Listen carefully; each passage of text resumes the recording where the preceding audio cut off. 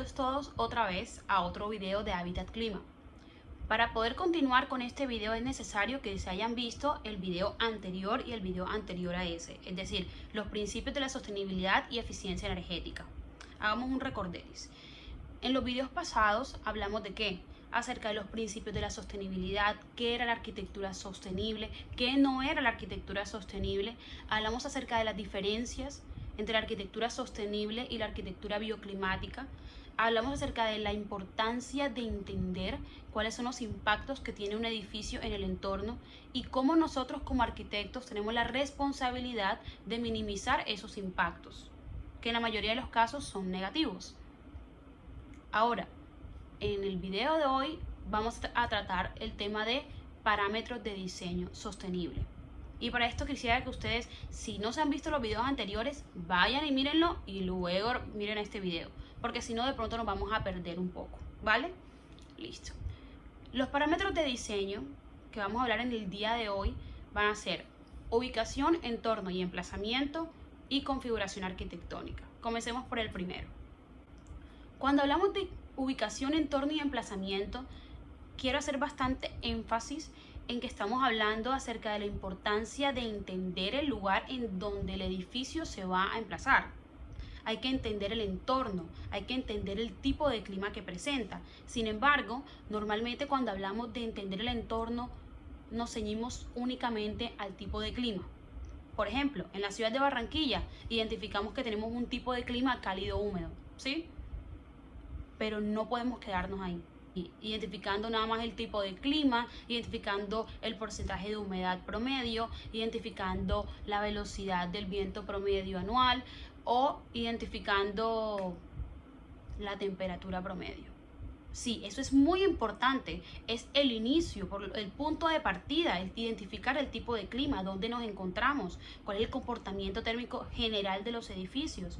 Sin embargo, pueden existir microclimas, pueden existir zonas de un mismo sector, de una misma ciudad que presenten diferentes variantes en algunos de sus aspectos, como lo son, puede que en un sector exista mayor temperatura que en otro a la misma hora, o puede que exista en ciertos sectores mayor porcentaje de humedad que en otros. Vamos a hacer un ejemplo. ¿Será la misma temperatura en los andenes de la vía 40 a las 2 de la tarde a la temperatura que se pueda presentar en los andenes del Parque Rosado en el barrio El Golf? ¿En cuál de los dos se puede presentar una temperatura más alta? En los andenes de la vía 40. ¿Por qué? Porque nos encontramos con el tipo de materiales que se encuentran en el sector, encontramos que son zonas que no tienen bastante vegetación, teniéndolos como punto de partida. Ahora hablamos del parque, donde hay muchísima vegetación, se encuentran edificios que pueden proveer de sombra al parque, es decir, encontramos una diferencia de temperatura bastante importante. ¿Pero por qué? Porque existen ciertos factores que lo modifican. Sigue siendo un tipo de clima cálido húmedo, sin embargo, la presencia de vegetación, la presencia de cuerpos de agua, la presencia de edificios, la materialidad de los edificios que se encuentran colindantes a un espacio modifican el tipo de clima. Otro ejemplo puede ser la humedad relativa que vamos a tener, el porcentaje de humedad que podemos tener, por ejemplo, en el Parque de Buenavista, va a ser el mismo porcentaje de humedad que vamos a encontrar en el Gran Malecón. No, no es el mismo. ¿Por qué? Porque el Gran Malecón se encuentra a orillas del río Magdalena, en donde un cuerpo de agua lo que va a hacer es aumentar la humedad del espacio circundante. Entonces, estamos dentro de la misma ciudad, dentro de un mismo territorio, definido con un tipo de clima, sin embargo van a existir ciertos aspectos que van a modificar factores puntuales del clima, ¿sí? Ahora, ¿cuáles son estos aspectos que pueden modificar los tipos de clima? 1. La orientación de la zona. 2. Los vientos dominantes y la recepción de estos. 3. Topografía. 4. La presencia de masas forestales. 5. La presencia de cuerpos de agua. Y 6. Cercanía a centros urbanos. Hay que tener muy en cuenta todos estos factores, ¿Por qué? Porque no solamente podemos ceñirnos al tipo de clima general de una ciudad, porque pueden presentarse factores puntuales que pueden modificar el diseño. Es decir, no es lo mismo diseñar un edificio de 5 plantas en un lote que no tiene ningún vecino, no tiene ningún edificio colindante, a tener, por ejemplo, un lote donde tenemos edificios de 20 plantas por todos los lados. ¿Por qué? Porque la cantidad de radiación que va a recibir el edificio de nosotros de 5 plantas va a ser totalmente distinto. ¿Por qué? Porque tenemos edificios que nos van a proveer de sombra. Si nos encontramos con un cuerpo de agua en la mitad del lote, eso va a producir un cambio en la humedad del espacio. O también si tenemos masas forestales, si tenemos vegetación, ¿qué tipo de vegetación? Por ejemplo, si tenemos vegetación de tipo árido o tenemos vegetación tipo tropical. Si por ejemplo tenemos árboles de 5, 10, 15, 20 metros o en otro caso tenemos vegetación de tipo arbustiva, o si tenemos nada más una superficie tapizante blanda, tenemos nada más césped. Entender cuáles son esos aspectos que pueden modificar la temperatura o la humedad o por ejemplo la incidencia de la radiación solar es muy importante. Es muy importante que entendamos y que tengamos en cuenta todos estos puntos, porque si nosotros no los tenemos en cuenta al momento de diseñar un edificio y no entendemos bien cómo funciona el entorno y cuáles son sus beneficios para nuestro proyecto, es posible que no vayamos a responder de una manera positiva.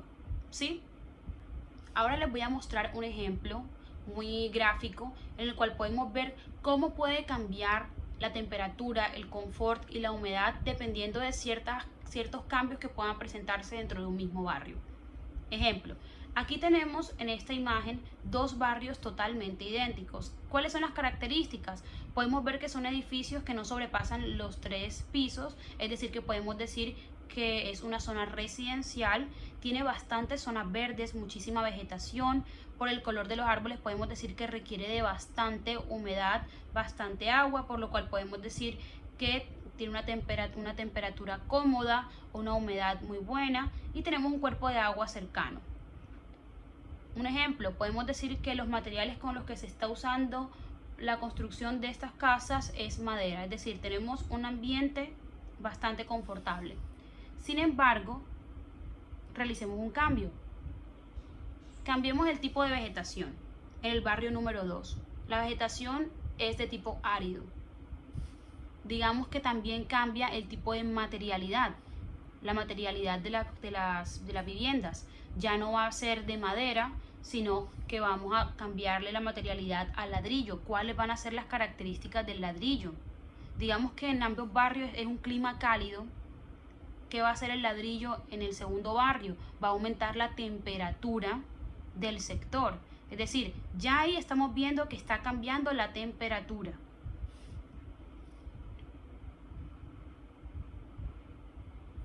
¿Qué pasa si nosotros le realizamos algunas modificaciones y le quitamos las zonas verdes y creamos zonas que se encuentren construidas en concreto? Estamos creando un aumento de temperatura, estamos promoviendo el cambio de temperatura en las zonas centrales. Ya no existen aquellas zonas para respirar o para eliminar y sacar el aire caliente que se pueda producir dentro de las viviendas. Esos son algunos de los cambios que se pueden presentar en un barrio. Aquí es a donde yo voy. Normalmente confundimos las zonas climáticas locales con los tipos de usos y esto es algo totalmente distinto, porque en el caso de estos barrios vemos que son barrios totalmente iguales, la densidad es la misma, tenemos el mismo tipo de actividad, son edificaciones residenciales. Sin embargo, no se puede decir que el comportamiento climático de esta zona va a ser igual en uno en el otro. ¿Por qué? Porque uno tiene mayor cantidad de vegetación, el tipo de vegetación es diferente, tenemos diferentes tipos de materiales empleados en la construcción y se comportan de una manera totalmente contraria. En este caso estamos hablando de que en el barrio número 1 está utilizándose madera y en el barrio número 2 ladrillo en un clima cálido. ¿Cuál de los dos es el que funciona mejor? ¿Va a crear una temperatura diferente? ¿Va a promover el cambio de temperatura y creación de microclimas? Sí. ¿Y qué pasa si le quitamos toda la vegetación?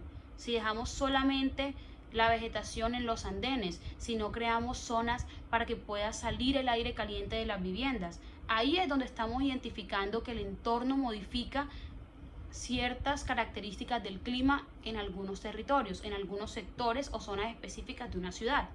Esto es con respecto a la ubicación, entorno y emplazamiento. ¿Cuáles son esos factores que tenemos que identificar? ¿Cuáles son estas zonas climáticas locales que tenemos que ver si se presentan en nuestra zona o no se presentan? Si nos regimos por el tipo de clima general o vemos si hay algunos aspectos que pueden modificarlo y de esta manera tomar decisiones de diseño que puedan responder de manera correcta.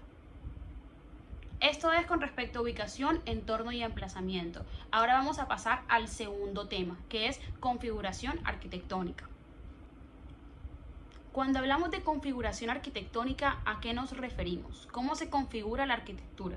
Estamos hablando acerca de la toma de decisiones o a todas aquellas decisiones que tomamos al momento de diseñar un edificio. ¿Para qué? Para dar solución a una necesidad que tiene un cliente, que tiene un usuario, que tiene un sector, una comunidad, pero también estamos dando respuesta a aquellos estímulos que el entorno nos está dando. Es decir, que tenemos muy en cuenta el clima o los microclimas que se puedan presentar en un territorio.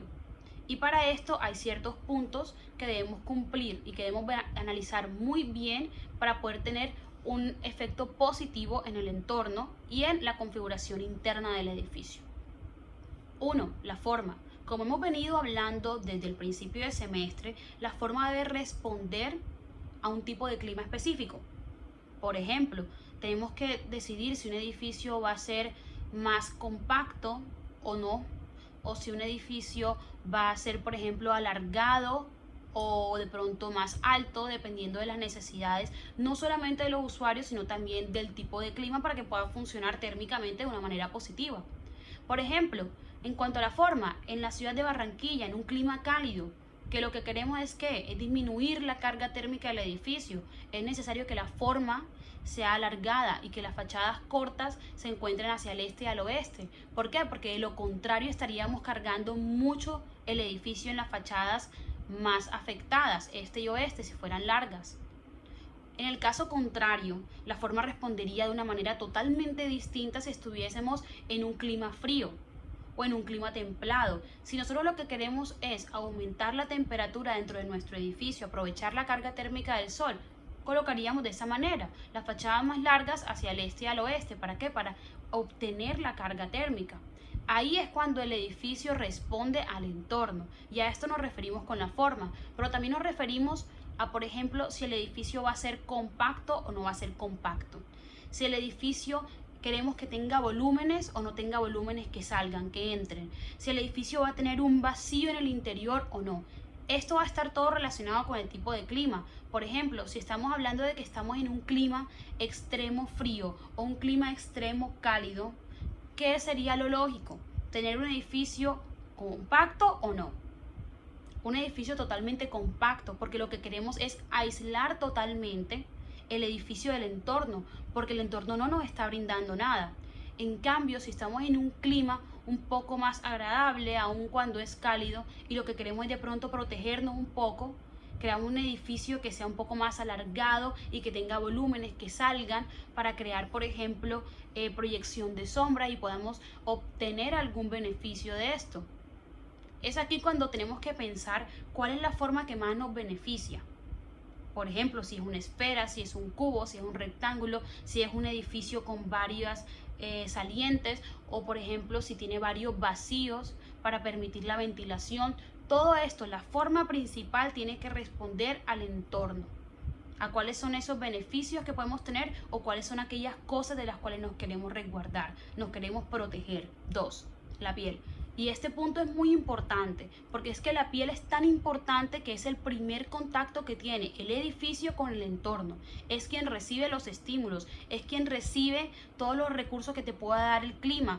Es, por ejemplo, es quien redirige esos beneficios o de lo contrario, quien se va a resguardar, quien va a evitar que ingrese, por ejemplo, la carga térmica o que salga el calor de un edificio. Es decir, es quien va a mantener esa buena relación con el entorno. Y si tenemos un mal diseño de la piel, muchas veces va a dañar lo que estés creando en la parte interna del edificio. Puedes tener una configuración interna, una compartimentación muy eficiente, puede ser eficiente energéticamente, puedes incluso diseñar para que recibas bien los vientos y tengas una ventilación natural, pero si la piel no te permite tener esa relación, está dañando todo. Es decir, la piel es muy importante en el diseño arquitectónico. Y aquí no solamente estamos hablando de la piel en sí como de manera constructiva, estamos hablando de la piel en todos sus aspectos, y aquí es donde vamos a hacer bastante énfasis. Cuando hablamos de la piel, hablamos del elemento que va a determinar el intercambio energético que va a haber entre el interior y el exterior. Y para poder llevar un buen intercambio energético hay que analizar ciertos aspectos de la piel. Por ejemplo, uno de ellos es la permeabilidad. Por la permeabilidad, ¿a qué nos referimos? Al porcentaje de perforación que pueda tener un edificio para permitir el ingreso de los vientos, únicamente de los vientos. Sin embargo, en cualquier tipo de clima, si nosotros creamos una perforación, una abertura en el edificio, en las fachadas, para que ingrese el viento, siempre va a tratar de ingresar la radiación. O, por ejemplo, la temperatura que esté en el ambiente exterior. Aquí vamos a hacer un ejemplo. En la ciudad de Barranquilla es necesario crear ventilación natural, por lo que la piel tiene que responder a esto, tiene que tener aberturas que permitan el ingreso de los vientos. Sin embargo, cuando ingresa el viento, ¿qué pasa? ¿Por esa abertura nada más ingresa el aire? No. Ingresa también la radiación. Por lo cual, lo que nosotros queremos hacer de ventilar naturalmente un espacio para que se cree una temperatura confort puede ser contraproducente si nosotros no tenemos en cuenta cuál es ese porcentaje de perforación, qué tan grandes deben ser las aberturas para que funcione bien sin que ingrese la radiación y se caliente de más el espacio interno. O qué pasa en el clima frío, es necesario tener ventilación natural, ventilación cruzada en un clima frío, en el cual, por ejemplo, si ya tenemos chimeneas en el espacio interno o un suelo radiante que aumente la temperatura, creamos aberturas para una ventilación que lo que va a hacer es que permita la salida de calor.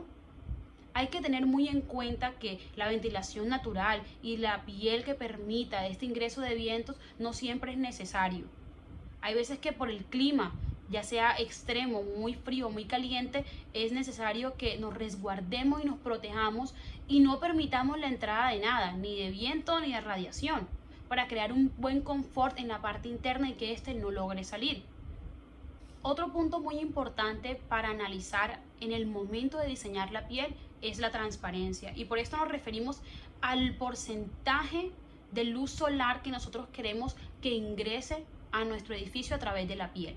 Y esto es muy importante que entendamos que hay que identificar cuándo es necesario y cuándo no, dónde ubicar estas transparencias y dónde no, dependiendo de qué es lo que nosotros queramos.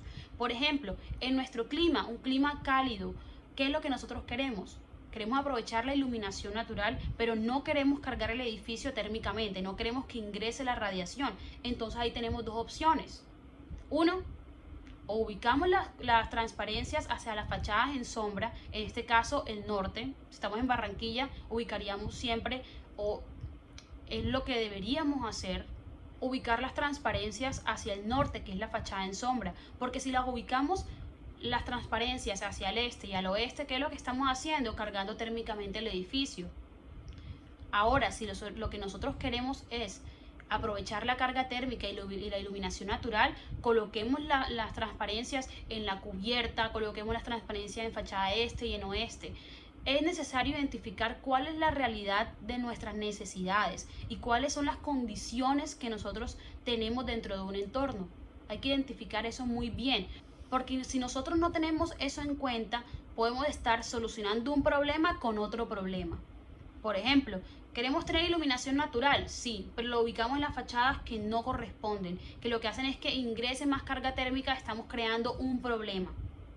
Entonces no es una buena solución, hay que saber identificarlo.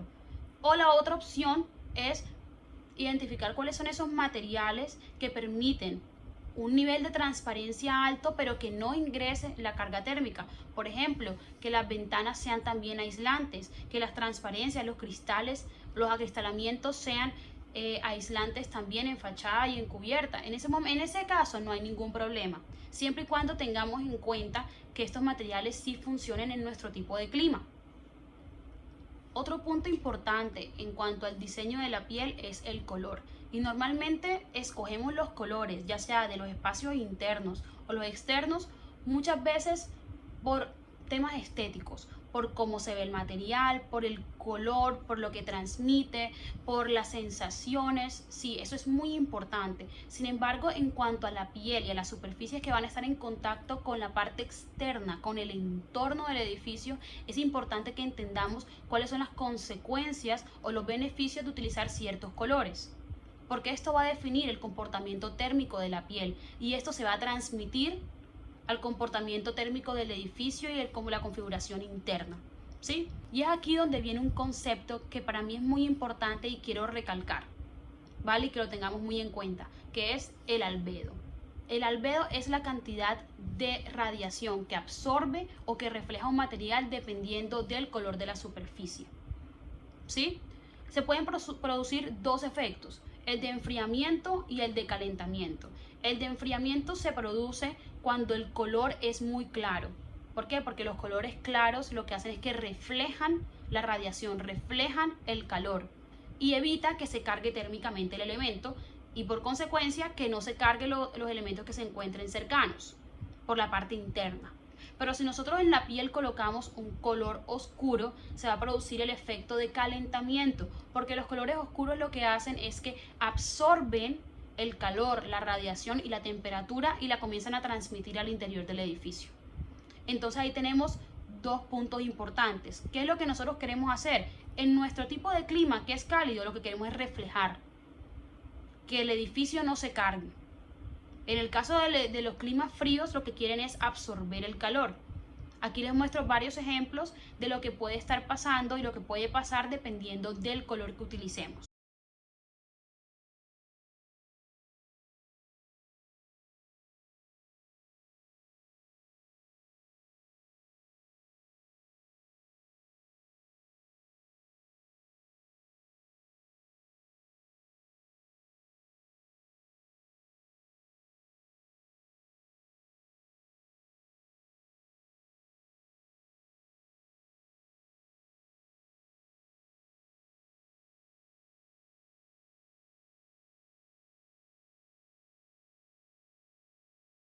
Otro punto importante que debemos tener en cuenta al momento de diseñar la piel es que esta debe ser flexible. Y por flexible nos referimos a que pueda ser cambiante, a que pueda modificarse, transformarse, pero principalmente adaptarse a los cambios que pueda tener el entorno, ¿sí? A los estímulos que puedan ser cambiantes. Por ejemplo, si bien sabemos que nosotros aquí en Barranquilla no tenemos un clima que presente estaciones muy contrastantes, sí tenemos ciertas épocas del año en las cuales aumentan las precipitaciones y otras en donde disminuyen mucho. Y si nuestra piel, por ejemplo, no tuviese en cuenta estos cambios en las precipitaciones, en la temperatura, no va a ser flexible y no va a funcionar en ciertas épocas del año.